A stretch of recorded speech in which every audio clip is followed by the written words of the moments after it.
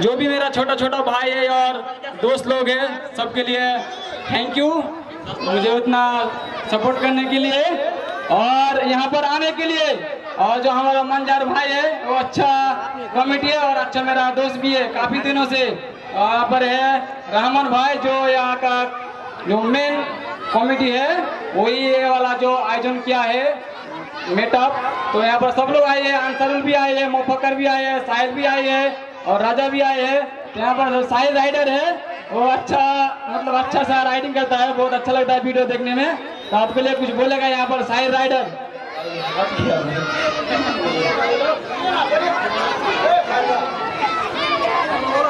তো কি বলবো আমি বাংলা ছেলে নাকি। তো আব্দুল ভাইকে আমি অনেক অনেক ধন্যবাদ জানাই কি আমাদের মতন কন্টেন্ট ক্রিয়েটারকে ইনভাইট করার জন্য। তো আব্দুল ভাই আপনাকে অনেক অনেক ধন্যবাদ কি পাশে আমাদের যেমন সেলিম রাইডার আছে আরো অন্যান্য কন্টেন্ট ক্রিয়েটার আছে, সবাইকে ইনভাইট করেছে আব্দুল ভাই। তো আব্দুল ভাইকে দিল থেকে অনেক অনেক ধন্যবাদ জানাই। আমাদের এখন আসছে সেলিম রাইডার কিছু